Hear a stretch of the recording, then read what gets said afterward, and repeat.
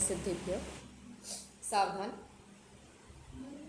नमो अरिहन्ताणं नमो सिद्धाणं नमो आयरीयाणं नमो वज्रायाणं नमो लोये सवसाहूणम्। मंगलं भगवान् वीरो मंगलं गौतमो गणी मंगलं कुन्दकुन्दाद्यो जैनधर्मोऽस्तु मंगलं। सर्वमङ्गलमाङ्गल्यं सर्वकल्याणकारकं प्रधानं सर्वधर्माणां जैनं जयतु शासनं जैनं जयतु शासनम्। तज्जयति परं ज्योतिः समं समस्तैरनन्तपर्यायै दर्पणतलैव सकला प्रतिफलति पदार्थमालिका यत्र परमागमस्य जीवं निषिद्य चात्यन्तसिन्धुरविधानं सकलनयविलसितानां विरोधमथनं नमाम्यनेकान्तम्। हमारी चर्चा विगत कई दिनों से पुरुषार्थ सिद्धि उपाय नामक ग्रंथ पर चल रही है। आचार्य अमृतचंद्र देव द्वारा विरचित और जिसका अपर नाम है जिन प्रवचन रहस्य कोश। जिन प्रवचन रहस्य कोश जिनेन्द्र भगवान के प्रवचन का जो रहस्य है उसका कोश ये ग्रंथ हमारे सामने प्रस्तुत है। इसकी हम 6 गाथाओं पर हम लगभग चर्चा कर चुके थे। 6 गाथाओं पर, और जिसकी विषय वस्तु हम रोज़ ही जैसे रिवाइज कर रहे हैं वैसे आज भी देखते हैं।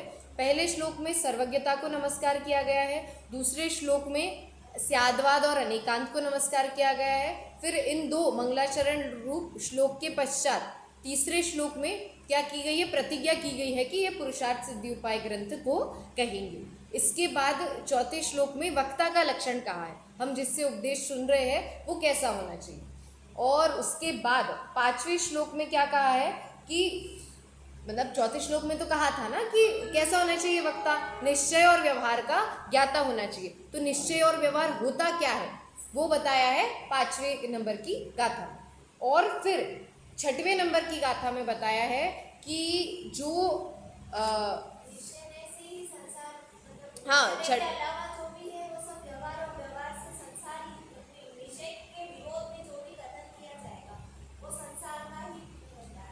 हाँ ऐसा कहा गया था 5वीं गाथा में कि निश्चय के अलावा जो भी कथन है वो क्या है, सब भी संसार का कारण है, संसार ही है। तो फिर शिष्य ने प्रश्न पूछा कि व्यवहार की क्या आवश्यकता है, तो उन्होंने 6वीं गाथा को उद्धृत किया। और 6वीं गाथा को उद्धृत करके 6वीं गाथा की हमारी थोड़ी टीका शेष थी जो भी अब चर्चा करेंगे। एक बार हम श्लोक का पाठ कर लेते हैं। 6वें श्लोक का पाठ देखिए, मेरे पीछे बोलना। पृष्ठ क्रमांक 30 पर सभी। अबुधस्य बोधनार्थं मुनीश्वरादेशयन्त्य भूतार्थं व्यवहारमेव केवल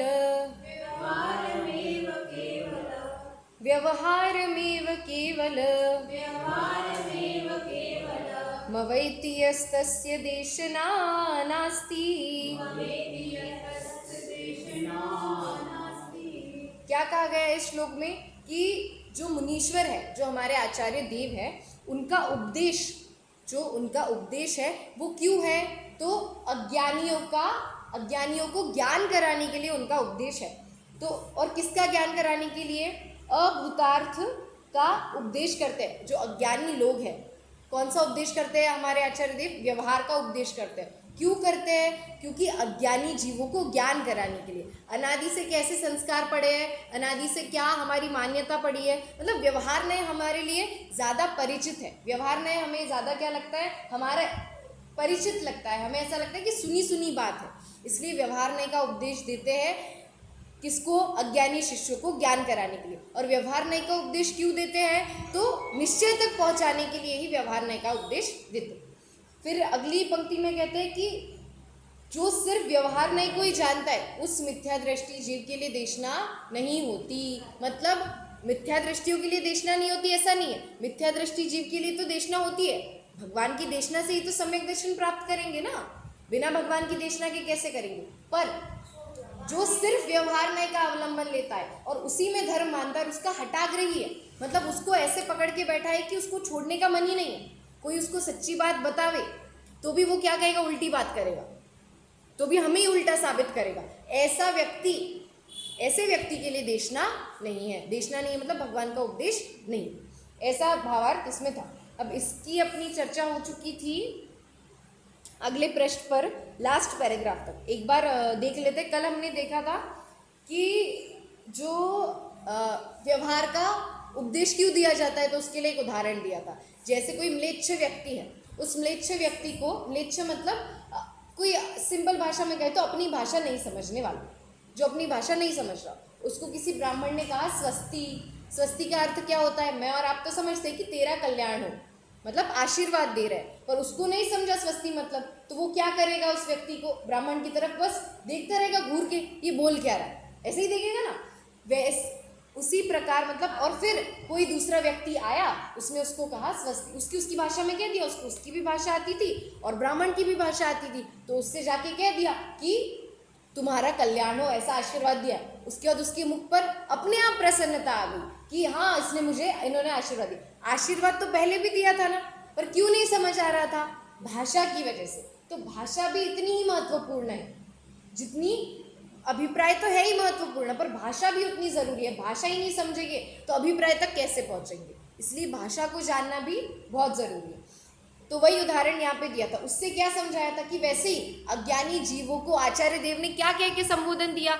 आचार्य देव ने कहा कि तुम आत्मा हो, हमारे लिए कैसे कैसे संबोधन दिए, भगवान आत्मा, परमात्मा, ऐसे संबोधन हमारे लिए दिए।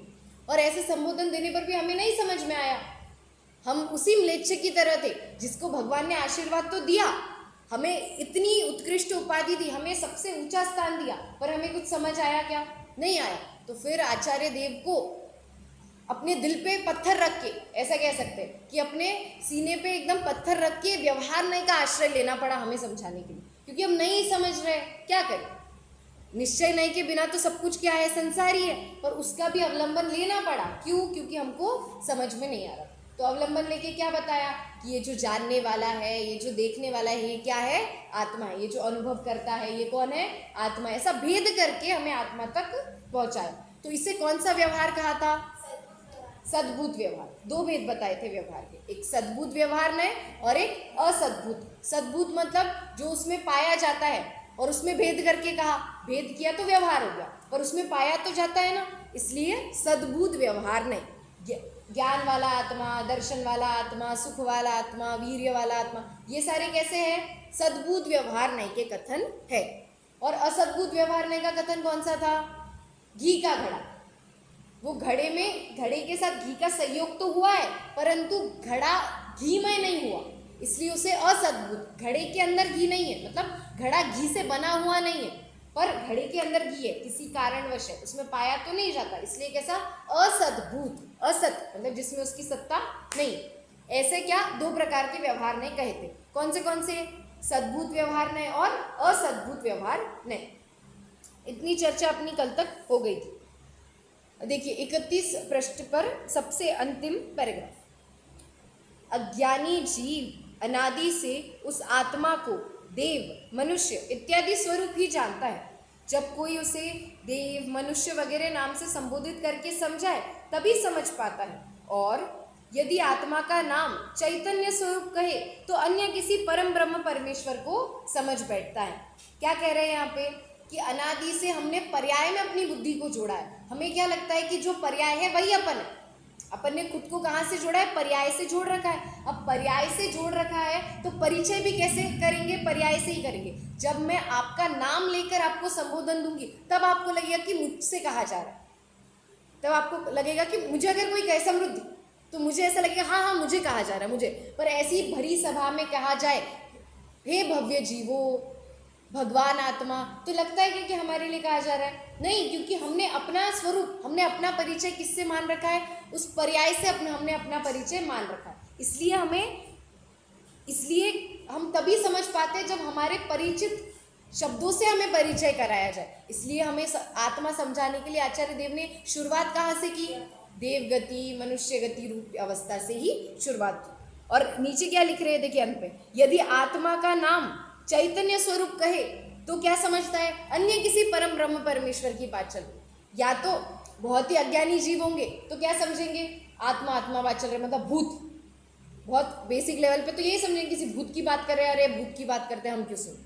दूसरा, या ये समझ सकते हैं कि किसकी बात कर रहे हैं कि आत्मा मतलब हाँ वो जो ब्रह्मा होंगे, या फिर हमारे ही भगवान समझ लो, ये भगवान की बात कर रहे हैं, ये भगवान अपने आत्मा में लीन है, यही किसी परमेश्वर की बात चल रही है, मेरी बात तो नहीं चल रही, ऐसा ही समझेंगे ना। पर ऐसा नहीं है, व्यवहार से कहा जा रहा है तो समझना नहीं है सर्वथा।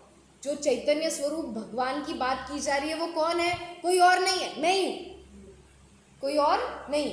देखिए, दो प्रकार के परमात्मा होते हैं, दो प्रकार की परमात्मा होते हैं।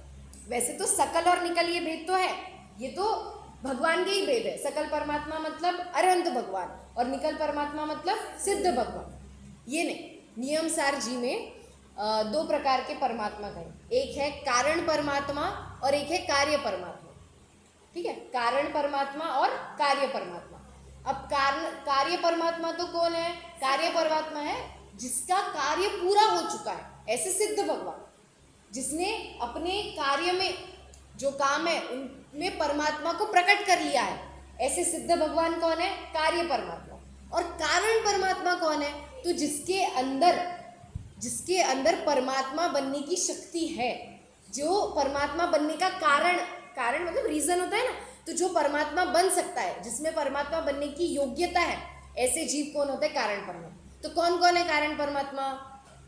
मैं, बस। बाकी तो सब है ही स्थूल, मतलब अपनी अपेक्षा को छोड़ के देखे तो देव गति, मनुष्य गति, तिर्यंश गति, नरक गति, सारे ही जीव कैसे है? भव्य जीव सारे कैसे? कारण परमात्मा। अभव्य भी कारण परमात्मा कह सकते हैं, क्योंकि उनका आत्मा और हमारा आत्मा दोनों में है तो अनंत गुण, योग्यता तो दोनों में पड़ी है। कैसी? परमात्मा बनने की। तो दो प्रकार के परमात्मा हो गए, कौन? सिद्ध भगवान और हम, दोनों ही परमात्मा है। एक ने तो अपने स्वरूप में परमात्मा स्वरूप को प्रकट कर लिया है और एक ने नहीं किया है, इसलिए वो कारण है। तो हमें कार्य परमात्मा बनना है, और वो बनने के लिए हमें कारण परमात्मा को पहचानना पड़ेगा। जब तक हम कारण परमात्मा, कार्य परमात्मा की जिन्होंने परमात्मा रूपी कार्य को पूर्ण कर लिया है, अपने स्वरूप में परमात्मा स्वरूप को प्रकट कर लिया है, ऐसा कार्य परमात्मा। ऐसे दो प्रकार के परमात्मा की चर्चा नियम सार जी में आती है। तो इसलिए हर जीव भगवान है, और हम जब हर जीव को भगवान स्वरूप देखेंगे ना, तो हम भी, अब हर जीव को देख रहे तो खुद को क्यों नहीं देखेंगे? तो खुद को भी देखेंगे, तो कार्य परमात्मा दशा अवश्य ही हमारे लिए जल्दी ही प्रकट हो जाएगी। भव्य अभव्य की पहचान देखिए, स्थूल रूप से कहे, स्थूल रूप से तो यही कही गई है। पद्मनंदी पंचविंशतिका में श्लोक आता है कि यत् प्रीति चित्तेन येन वार्तापि ही तत्व प्रति प्रीति चित्तेन येन वार्तापि ही श्रुता स निश्चित भवेद भव्यो भावी निर्वाण भाजनम, ऐसा श्लोक आता है। इस श्लोक में कहा गया है कि जो तत्वों के प्रति रुचिपूर्वक बात सुनता है, भगवान की देशना रुचिपूर्वक सुनता है, वो निश्चित भव्य है, और उसका भावी मतलब उसका जो निर्वाण है, उसका जो मोक्ष है, वो जल्दी हो जाएगा। तो एक स्थूल लक्षण, बाकी तो अपन नहीं पहचान सकते, किसकी अंतरंग परिणति को अपन पहचान सकते हैं? अपनी ही पहचानना बहुत मुश्किल है। आप अपनी अंतरंग परिणति को पहचानने जाओगे ना तो नहीं पहचान पाओगे। कहाँ पहचान? अंतरंग परिणति में तो आत्मा है, शुद्ध आत्मा, कहाँ पहचान रहे? तो अपनी अंतरंग परिणति भी अपने पकड़ में नहीं आती, तो दूसरों की कहाँ से आएगी? तो भव्यता का एक लक्षण तो यही है कि यदि आपको तत्वों की बात रुचिपूर्वक आप सुन रहे हो और आपको रुच रही है वो बात, आनंद आ रहा है सुन के, ऐसा नहीं लग रहा है बोरिंग है या फिर क्यों सुनना है, तो आप भव्य हैं, तो आप भव्य, यही भव्य का लक्षण। तो स्वयं को तो भव्य ही मानना चाहिए, स्वयं को भव्य ही मानना चाहिए। देखिए अगले पेज पर पृष्ठ क्रमांक 32,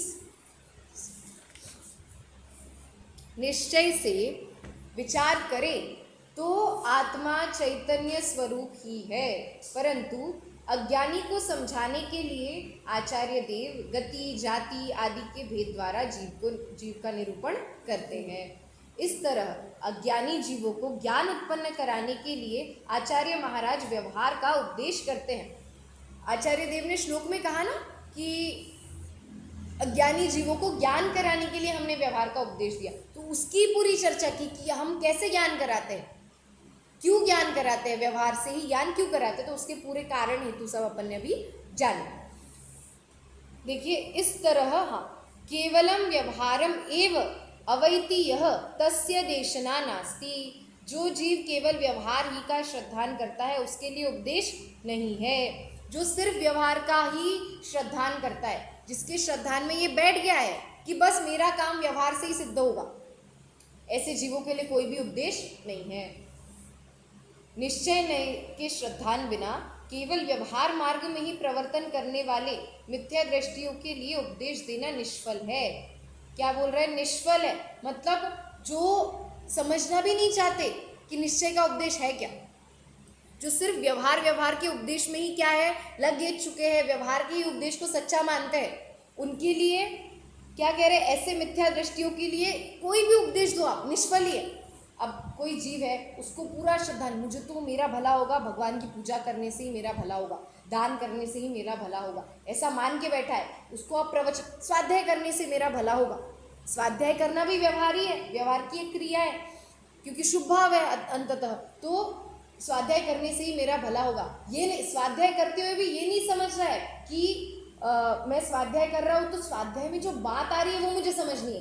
बस उस स्वाध्याय करने को ही हम क्या मान लेते हैं कि मैं मतलब एक दिन भर के लिए टास्क बना लिया, आज पूजा कर ली टिक, आज स्वाध्याय कर लिया टिक, आज का धर्म हो गया, अब दिन भर कुछ भी करो कोई मतलब नहीं।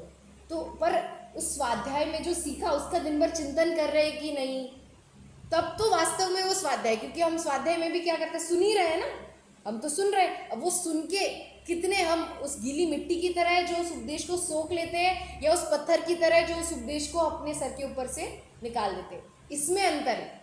अब हमारा हमें लगे नहीं लगे, पर हम भी ऐसे ही, हमारे लिए क्या उपदेश निष्फल है कि सफल है, इसका विचार हमें करना चाहिए कि जो उपदेश हम सुन रहे हैं क्या वो हमारे लिए सफल साबित हो रहा है या निष्फल साबित हो रहा है। कैसे करेंगे इसका निरीक्षण? जो बात, अब इसमें से भव्य और अभव्य क्या भी हो सकता है। जैसे सुबह हमने कोई बात सुनी, तो अगर रुचि है तो दिन भर वो बात दिमाग में रहेगी। कोई मूवी देख के आते हैं हम लोग, अब एक आध मूवी देख ली, अब वो मूवी थिएटर में देखी हमने, तो वो मूवी का प्रभाव अपने ऊपर इतना रहता है कि कुछ दिनों तक तो वो मूवी कहीं कहीं उससे रिलेटेड हमें सीन्स दिख जाए, कुछ भी इमीडिएटली याद आ जाता है, अरे ये तो अभी देखा था, ये तो अभी देखा था, ऐसे हमारे दिमाग में, क्योंकि रुचि उस तरफ है। तो यही हमें यहाँ विचार करने की आवश्यकता है। रुचि है मतलब सिर्फ सुनते हुए रुचि नहीं, वो रुचि दिन भर रहनी चाहिए। क्या वो चिंतन हमारे दिमाग में दिन भर चल रहा है तो उस मतलब याद करके क्या हमें आनंद आ रहा है, क्या हमारा दिमाग उस ओर दौड़ रहा है, तो हमें ये पता चलेगा कि हम भव्य है कि नहीं। सिर्फ सुनते हुए रुचि आने से कुछ मतलब नहीं। तो हमारे लिए उपदेश तभी सफल कहलाएगा जब हम उसे निरंतर अपने अंदर में स्थापित करने का प्रयास करेंगे। वो प्रयास ही भेद ज्ञान है। प्रयास, अब स्वाध्याय में बात सुने, भेद ज्ञान के अलावा हम बात सुनेंगे क्या स्वाध्याय में? घूम फिर के जीव जुदा पुद्गल जुदा, यही तत्व को सार, बाकी जो कछु और है यही को विस्तार। इष्टोपदेश का 50 क्रमांक का श्लोक है, उसका पद्यानुवाद है कि पूरे जिनागम का, पूरे द्वादशांग का क्या सार है? जीव जुदा पुद्गल जुदा, बस बाकी कुछ नहीं समझना है। शिवभूति मुनिराज ने इतना ही तो समझा था कि जीव अलग है, मतलब वो छिलका अलग है और मूंगफली अलग है, बस इतना ही समझना है, इतना यही। और बाकी जो भी विस्तार है, व्यवहार नहीं, निश्चय नहीं, इसका कथन ऐसा, ये वैसा, व्रत करो, पूजन, स्वाध्याय, शुभ भाव अशुभ, सब पूरा विस्तार है, उसका सार सिर्फ एक ही चीज़ है, आपको भेद विज्ञान कराना है। क्योंकि भेद विज्ञान का फल क्या है? साक्षात निर्वाण। मतलब भेद विज्ञानतः सिद्धा ये किल केचन, समय सार का कलश है कि भेद जितने भी सिद्ध हुए आज तक, मतलब अनादिकाल से आज तक जितने भी सिद्ध हुए वो किससे हुए हैं? भेद विज्ञान के बल से हुए। और अनंत काल तक भी जो सिद्ध होंगे वो भी किसके बल से होंगे? भेद। अन्य कोई भी उपाय नहीं है, इसलिए भेद विज्ञान करना बहुत ही आवश्यक है। देखिए इसलिए क्या कह रहे हैं? केवल व्यवहार मार्ग में ही प्रवर्तन करने वाले मिथ्या दृष्टियों के लिए उपदेश देना तो निष्फल ही है। देखिए आगे केवल व्यवहार नहीं के श्रद्धान होने का कारण बताते हैं। अब केवल व्यवहार नहीं का ये श्रद्धान क्यों बैठा है? अब पिछली देखिए टीका में कहा था कि अनादि से अज्ञानी जीव व्यवहार नहीं के उपदेश बिना समझ ही नहीं पाता। अब वो अनादि का अज्ञानी है तो उसको बिना व्यवहार नहीं के क्यों समझ नहीं आता, तो उसका कारण यहाँ पे क्या है, व्यवहार नहीं क्यों इतना अपने दिमाग में बैठा है, तो वो कारण इस 7वीं गाथा में कहते हैं। देखिए पाठ करेंगे, मेरे पीछे बोलना। माणवक एव सिंहो यथा भवत्य नवगीत सिंहस्य। नवगीत अनवगीत ऐसा है वो, पर तोड़ के ऐसा बोलेंगे, यथा भवत्य नवगीत सिंहस्य व्यवहार एव हि तथा। व्यवहार एव हि तथा निश्चयतां यात्य निश्चयज्ञस्य। हाँ देखिए एक बार और साथ में पाठ करते हैं। माणवक एव सिंहो यथा भवत्य नवगीत सिंहस्य। नवगीत सिंहस्य व्यवहार एव हि तथा निश्चयतां यात्य निश्चयज्ञस्य। हाँ देखिए माणवक मतलब होता है माणवक मतलब होता है बिलाव। बिलाव जो बिल्ली का पुरुष लिंग होता है वो, ठीक है। तो बिलाव एव सिंहो, वो जो बिल्ली है, जो बिलाव है वही सिंह है, ऐसा कहा जाता है। यथा हाँ देखिए, यथा जिस प्रकार अनवगीत सिंहस्य। अनवगीत मतलब होता है जो जानता नहीं है, जो सिंह को जानता नहीं है। कोई बालक है, उसको पता नहीं है शेर कैसा है, क्या होता है, तो उसको अपन क्या बताएंगे कि ये जो दिख रहा है ना तुमको, इसी का बड़ा रूप होता है शेर। ये जो बिलाव दिख रहा है इसी को थोड़ा बड़ा करेंगे तो क्या बन जाएगा, शेर। तो अपन ने उसको क्या बताया, बिल्ली ही शेर है, ऐसा अपन ने उसको कराया। परिचय कराने के लिए तो यही कराया कि ये बिल्ली ही शेर है, ऐसा अपन ने उसको बताया।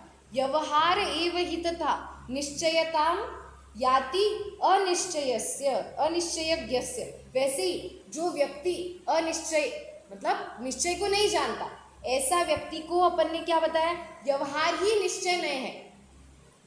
अपन ने क्या बताया, व्यवहार ही निश्चय नहीं को प्राप्त होता है, ऐसा अपन ने उसको स्वरूप बताया। अब इसका क्या विस्तार है वो अपन कल देखेंगे। एक बार अन्वयार्थ पढ़ लेते हैं बस। देखिए, जिस प्रकार सिंह को सर्वथा न जानने वाले पुरुष के लिए बिलाव ही सिंह रूप होता है निश्चय से, उसी प्रकार निश्चय नय के स्वरूप से अपरिचित पुरुष के लिए व्यवहार ही निश्चय नय को प्राप्त होता है। टीका पढ़ लेते हैं और अंत करते हैं बस। जिस प्रकार निश्चय से जिसने सिंह को नहीं जाना है उसके लिए बिलाव ही सिंह रूप होता है, तथा उसी प्रकार जिसने निश्चय का स्वरूप नहीं जाना है उसको व्यवहार ही निश्चय रूप हो जाता है। अर्थात व्यवहार को ही वो क्या करता है, निश्चय मान बैठता है। व्यवहार निश्चय हो नहीं जाता पर वो व्यवहार को निश्चय ही मान बैठता है, ऐसी उसकी भूल है। इस प्रकार इस गाथा में क्या कहा गया है कि व्यवहार को ही वो सर्वथा कैसे मानता है, तो उसके लिए कारण बता रहे हैं कि क्यों व्यवहार को उसने सर्वथा माना। पर हमें तो किसका अवलंबन लेना है, निश्चय नहीं के विषयभूत त्रैकालिक भगवान आत्मा हमारा जो है नित्य, उसका अवलंबन लेना है। और उसके अवलंबन से किस परमात्मा दशा को प्राप्त करना है, कारण परमात्मा से हमें कार्य परमात्मा बनना है। ठीक है। ओम नमः सिद्धि।